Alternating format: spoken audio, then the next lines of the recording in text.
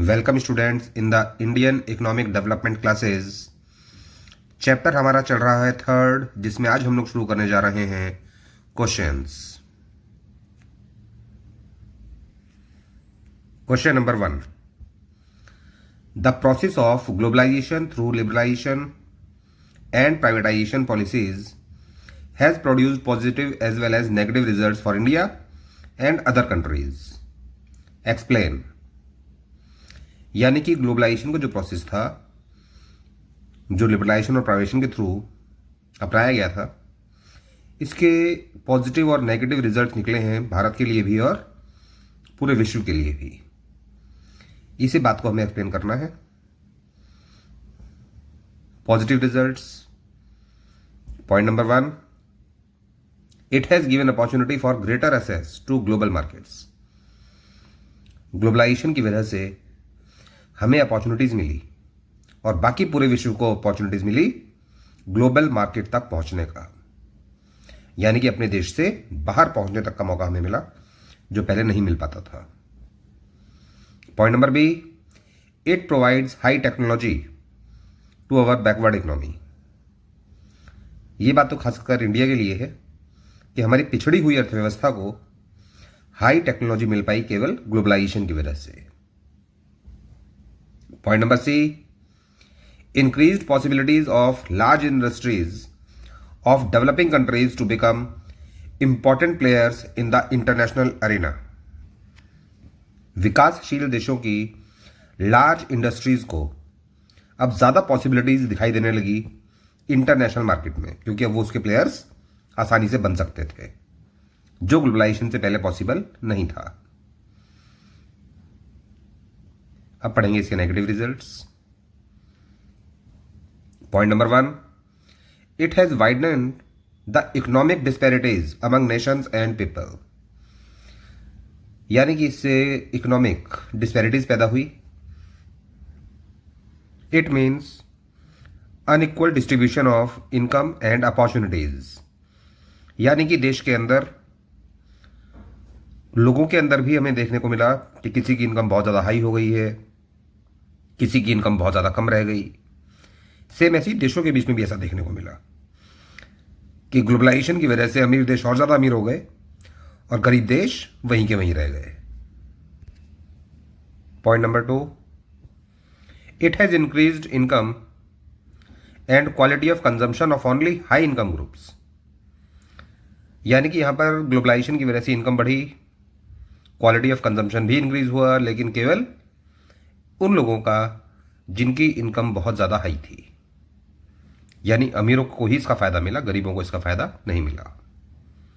Point number 3, the growth has been concentrated only in some select areas in the service sector such as telecommunication, information technology, finance, entertainment, travel and hospitality services, real estate and trade, rather than vital sectors such as agriculture and industry, which provide livelihoods to millions of people in the country. यानी कि globalisation का जो फायदा मिला वो केवल service sector को ही मिला। एग्रीकल्चरल सेक्टर और इंडस्ट्री, जिसमें लाखों लोगों को रोजगार प्राप्त होता है, इनको कोई फायदा नहीं मिला ग्लोबलाइजेशन का। इसका फायदा केवल telecommunication, information technology, finance, entertainment, यानी सब सर्विस सेक्टर में ही मिला है अधिकतर। एग्रीकल्चर सेक्टर, उसको तो पहले ही नजरअंदाज कर दिया गया था इकोनॉमिक पॉलिसीज में, लेकिन इंडस्ट्रीज को भी कोई खास फायदा नहीं मिला ग्लोबलाइजेशन की वजह से। Then point number 4, globalisation is a strategy of the developed countries to expand their market in other countries. यानी कि ग्लोबलाइजेशन जो है, ये विकसित देशों की एक रणनीति कि वो अपने मार्केट को फैला सकें दूसरे देशों में। It has compromise the welfare and identity of people belonging to poor countries. यानी गरीब देशों के जो लोग हैं, उनका वेलफेयर और उनकी आइडेंटिटी को कॉम्प्रोमाइज करना पड़ा। यानी कि एक प्रकार से ये कहा जा सकता है कि जो गरीब देश हैं उनके लोगों का जो कल्याण है वो पहले से कम हो गया, उनका वेलफेयर, उनकी आइडेंटिटी घट गई पहले से। Next question number 2, differentiate between liberalisation and laissez faire system.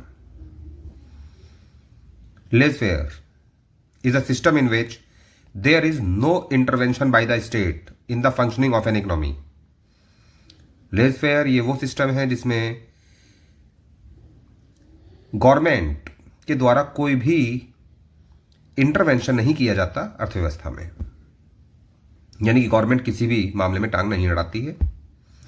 Role of government is restricted, यहां पर गवर्नमेंट का काम बहुत ही सीमित है, just to maintenance of law and order and defence of the country.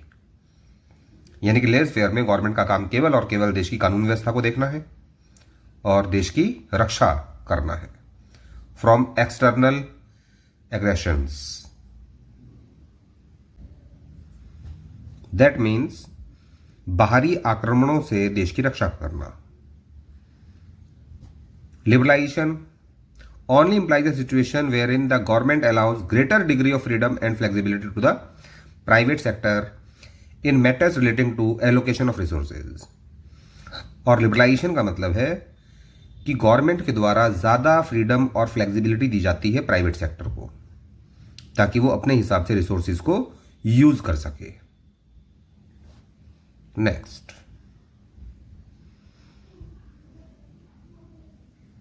Question number 3, explain the meaning of devaluation of domestic currency।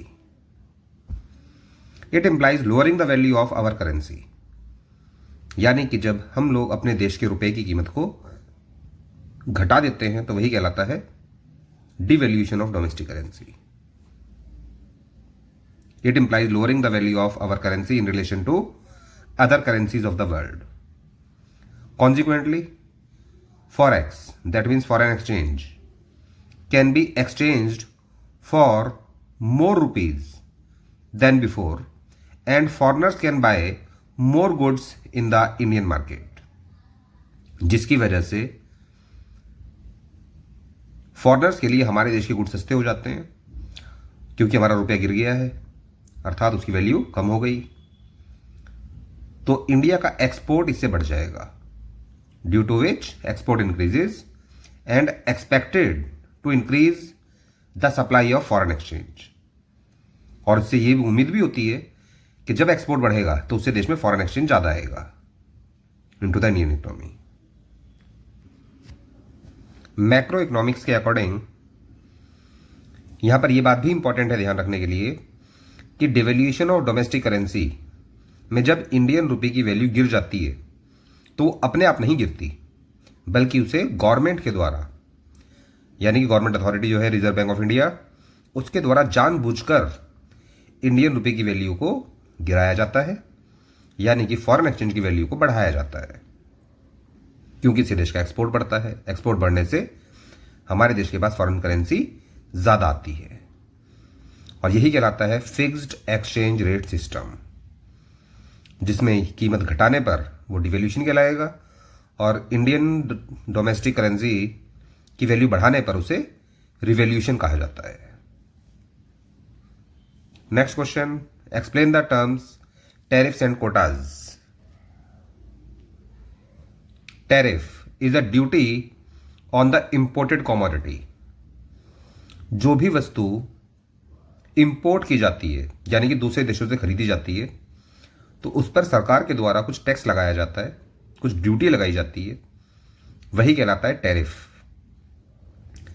It directly increases the price of imported commodities. इससे imported commodities की कीमत बढ़ जाती है, अर्थात वो अब देश में आकर महंगे बिकेंगे, thereby offering protection to the domestic producers from foreign competition. और इस टैरिफ की वजह से ही हम लोग अपने देश की डोमेस्टिक इंडस्ट्रीज को, डोमेस्टिक प्रोड्यूसर्स को सुरक्षा प्रदान कर सकते हैं फॉरेन कंपटीशन से, क्योंकि जब फॉरेन के प्रोडक्ट्स इंडिया में आएंगे तो वो महंगे हो जाएंगे और इंडियन इंडस्ट्रीज के गुड्स बिक रहे होंगे सस्ते। तो आसानी से वो फॉरेन कंपटीशन का सामना कर सकते हैं। And quota means under this the government fix the quantity of import of different goods from different countries. अलग अलग देशों से जो गुड्स हम लोग इंपोर्ट करते हैं उसकी क्वांटिटी फिक्स कर दी जाती है कि किस देश से आप कितनी क्वांटिटी के गुड्स इंपोर्ट कर सकते हो। उसी क्वांटिटी को यहां पर कहा जाता है quota. Next,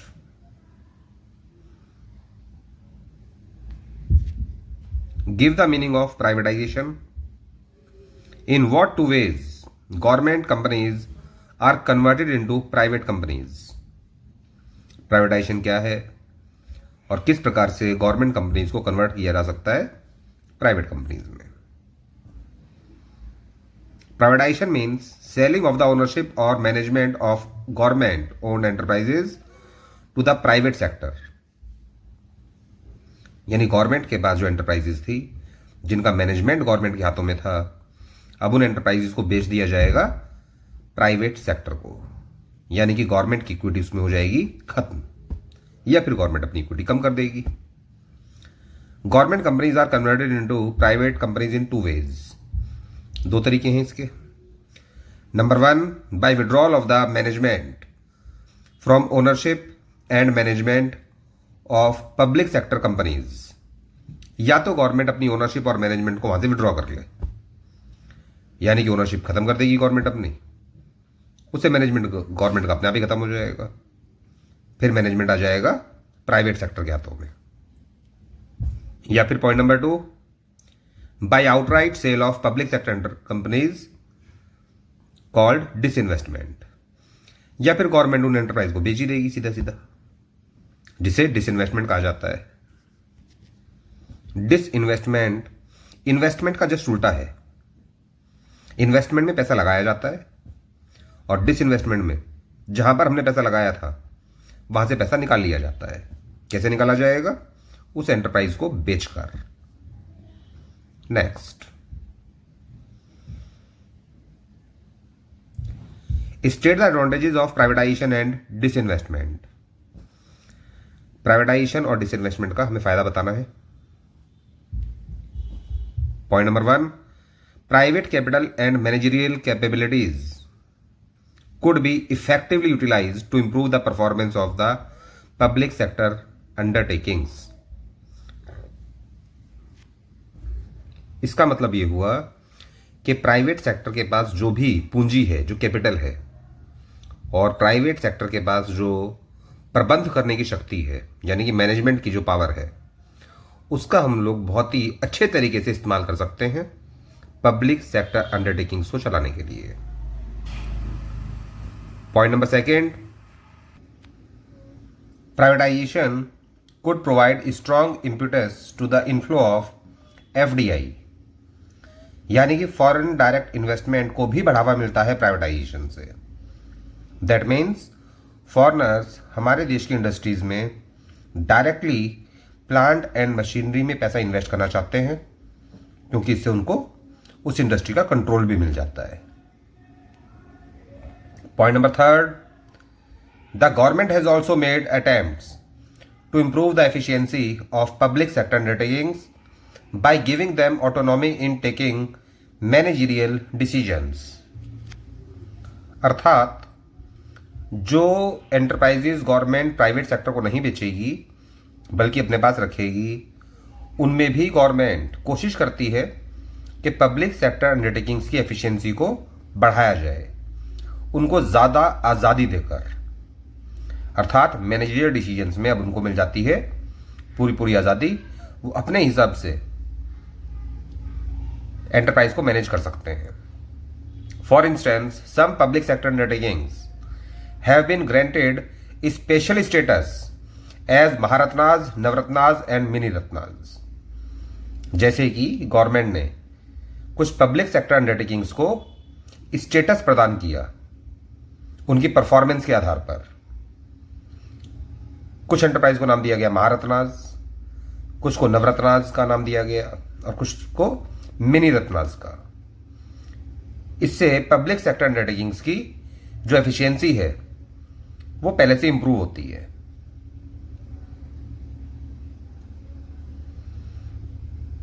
question number 7, those public sector undertakings which are making profits should be privatised. वो पब्लिक सेक्टर अंडरटेकिंग्स जो प्रॉफिट कमा रही हैं उनको प्राइवेटाइज कर देना चाहिए। Do you agree with this view? No. Profit कमाने वाली एंटरप्राइज को थोड़ी बेचना चाहिए। जो एंटरप्राइज गवर्नमेंट के लिए प्रॉफिट अर्न कर रही हैं उनको नहीं बेचना चाहिए। क्यों नहीं बेचना चाहिए? The statement is not correct. Only loss making public sector undertaking should be privatised. केवल ऐसी एंटरप्राइज को ही हमें प्राइवेटाइज करना चाहिए जिससे कि गवर्नमेंट को घाटा हो रहा है। Profit making public sector undertakings should not be privatized only for drawing out funds to cover the deficit in government budget। यानी गवर्नमेंट बजट के अंतर्गत जो घाटा आया था, केवल उस घाटे को पूरा करने के लिए अगर गवर्नमेंट प्रॉफिट मेकिंग अंडरटेकिंग्स को बेच रही है, यानी कि डिसइन्वेस्टमेंट कर रही है, तो ये गलत है। Every year the government fixes a target for disinvestment of public sector undertakings. हर साल गवर्नमेंट एक टारगेट फिक्स करती है कि आने वाले एक साल में गवर्नमेंट कितनी पब्लिक सेक्टर अंडरटेकिंग्स को बेचेगी। फॉर इंस्टेंस, जैसे कि in 2014-15 the government mobilised about ₹34,500 crore through disinvestment. सन 2014-15 में भी सरकार ने 34,500 करोड़ के प्राइवेट एंटरप्राइज को बेच दी गई थी एंटरप्राइजेज। दैट मीन्स जो एंटरप्राइज पहले गवर्नमेंट के हाथों में थी वो चली गई प्राइवेट सेक्टर के हाथों में। लेकिन प्रॉफिट मेकिंग एंटरप्राइज को नहीं बेचना चाहिए। यही अभी आगे कंटिन्यू करेंगे। Crisis point out that assets of public sector undertakings have been undervalued. यानी कि संकट के समय में जब गवर्नमेंट अपने असेट्स को बेचती है, अपनी एंटरप्राइज को बेचती है, तो अधिकतर ऐसा देखा जाता है कि गवर्नमेंट उसको जरूरत से कम दामों में बेच देती है। यानी कि एसेट्स को किया जाता है undervalued and sold to the private sector. This means that there has been a substantial loss to the government. यानी कि जब गवर्नमेंट एंटरप्राइज को बेचेगी उसकी असली कीमत से कम कीमत पर, तो ये गवर्नमेंट के लिए घाटे का सौदा होगा। इसलिए गवर्नमेंट को कम से कम प्रॉफिट मेकिंग एंटरप्राइज को तो नहीं बेचना चाहिए। मोरओवर, इसके अलावा द प्रोसीड्स फ्रॉम डिसइन्वेस्टमेंट, अर्थात जो पैसा मिलता है डिसइन्वेस्टमेंट से, were used to offset the shortage of government revenue. Government उसका इस्तेमाल करती है अपनी घटी हुई आय को पूरा करने के लिए, यानी कि अपनी घटी हुई इनकम को पूरा करने के लिए, rather than using it for the development of public sector undertakings. बल्कि गवर्नमेंट इसका इस्तेमाल पब्लिक सेक्टर अंडरटेकिंग्स के डेवलपमेंट के लिए नहीं करती है। And building social infrastructure in the economy, और ना ही गवर्नमेंट ये पैसा खर्च करती है सोशल इंफ्रास्ट्रक्चर को डेवलप करने के लिए। सोशल इंफ्रास्ट्रक्चर में दो चीजें आती हैं, एक एजुकेशन और दूसरा हेल्थ। यानी कम से कम गवर्नमेंट को ये पैसा या तो पब्लिक सेक्टर अंडरटेकिंग्स के डेवलपमेंट पे खर्च करना चाहिए या फिर एजुकेशन और हेल्थ पर करना चाहिए खर्च। Next, do you think the Navratna policy of the government helps in improving the performance of public sector undertakings in India? How? क्या आपको लगता है कि जो गवर्नमेंट ने पॉलिसी बनाई थी नवरत्नाज की, कि किसी कंपनी को नाम दिया जाएगा महारत्नाज, किसी को नवरत्न, किसी को मिनी रत्नाज, क्या ये पॉलिसी गवर्नमेंट की सही थी उनकी परफॉर्मेंस को इंप्रूव करने के लिए? और अगर थी सही तो कैसे?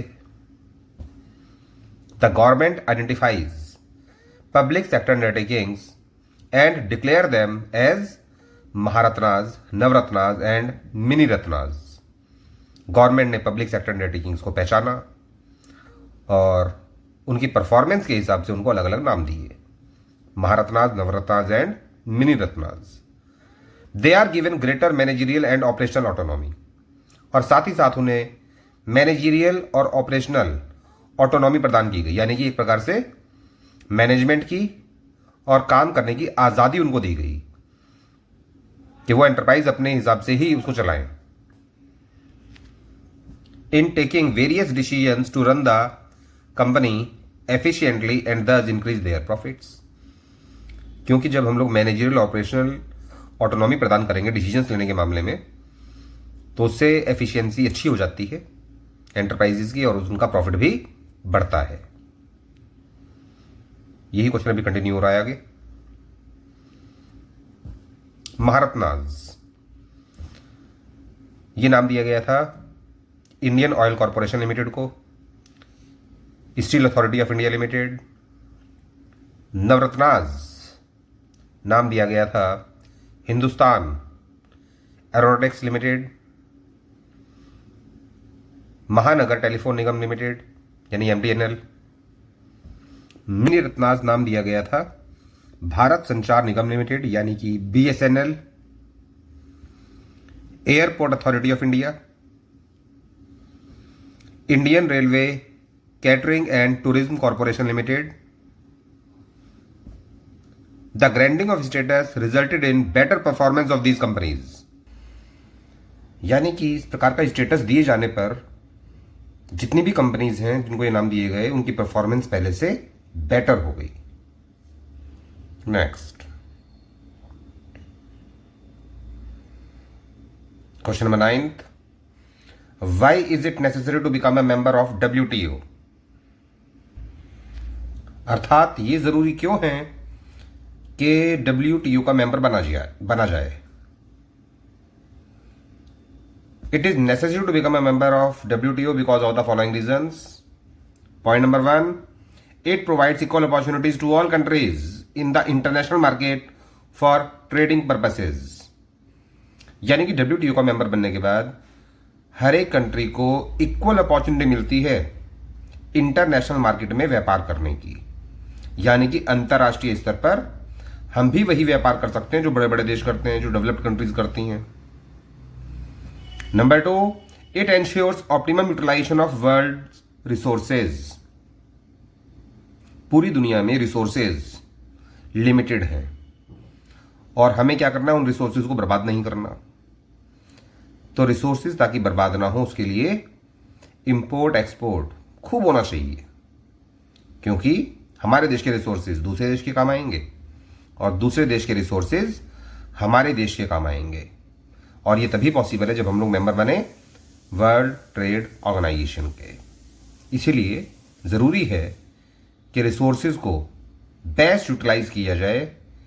तो पूरे विश्व के रिसोर्सेज को बेस्ट यूटिलाइजेशन के लिए क्या करना चाहिए, इंपोर्ट एक्सपोर्ट को बढ़ावा देना चाहिए। और वो तभी पॉसिबल है जब सभी देश मेंबर बन जाएं वर्ल्ड ट्रेड ऑर्गेनाइजेशन के। Number 3, the WTO agreement cover trade in goods as well as services, यानी कि वर्ल्ड ट्रेड ऑर्गेनाइजेशन केवल गुड्स को ही नहीं सर्विसेज को भी बढ़ावा देता है, क्योंकि ट्रेडिंग भी देशों के बीच में होनी चाहिए। To facilitate international trade bilateral and multilateral, ताकि मल्टीलेटरल ट्रेड को भी बढ़ावा मिले और साथ साथ बाइलेटरल ट्रेड को भी। जब दो देशों के बीच में व्यापार का एग्रीमेंट होता है तो वह कहलाता है बाइलेटरल ट्रेड, लेकिन जब एक देश के साथ बाकी बहुत सारे देश मिलकर एक ही डॉक्यूमेंट पर एग्रीमेंट करते हैं तो वही कहलाता है multilateral trade. Through removal of tariff as well as non tariff barriers, यानी कि बैरियर कोई नहीं होना चाहिए। जब भी इंपोर्ट एक्सपोर्ट होता है तो वो फ्री होना चाहिए। बैरियर दो प्रकार के हो सकते हैं, या तो टैरिफ बैरियर्स या non tariff barriers. International trade में किसी भी प्रकार का बैरियर ना हो, इसके लिए हमें जरूरी है कि हम मेंबर बने वर्ल्ड ट्रेड ऑर्गेनाइजेशन के। नेक्स्ट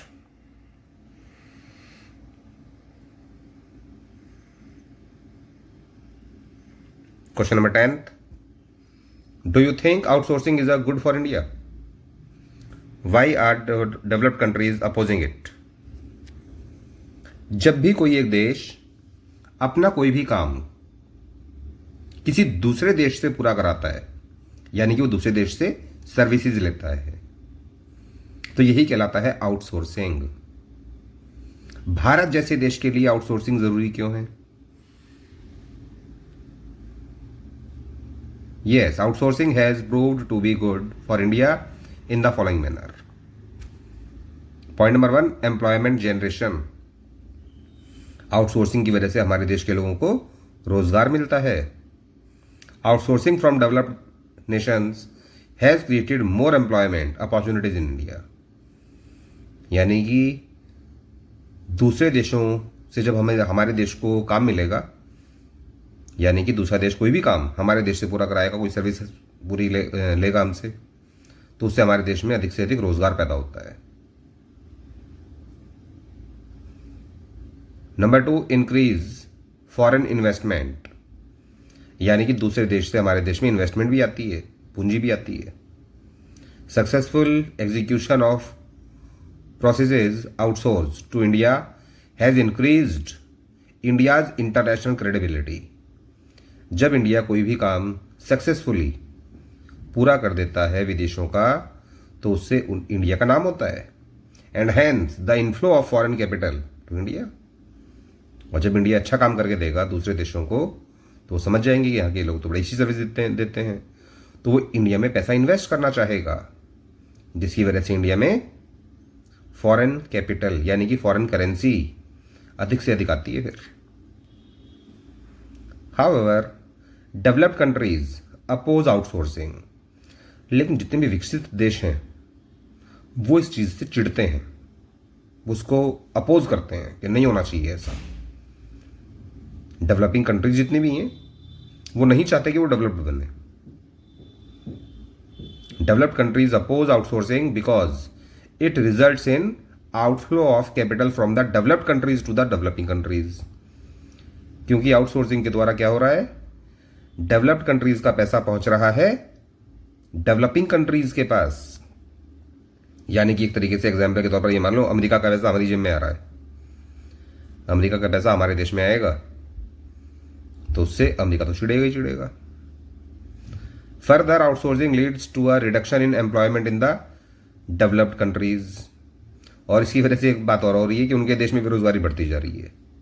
हमारे देश के लोगों को रोजगार मिल रहा है, लेकिन अमेरिका में बेरोजगारी बढ़ रही है, क्योंकि वहां की कंपनीज हमारे देश से सर्विसेज ले रही हैं, क्योंकि यहाँ से उनको सस्ती पड़ रही हैं और क्वालिटी वाइज भी अच्छी सर्विसेज हैं। Further outsourcing leads to a reduction in employment in the developed countries as the same jobs are outsource to the developing countries. क्योंकि जॉब्स डेवलपिंग कंट्रीज में बढ़ती जा रही हैं और उनके देश में जॉब्स कम होती जा रही हैं। इस सेशन के लिए इतना ही बहुत है, बाकी नेक्स्ट सेशन में और क्वेश्चंस करेंगे। Thank you.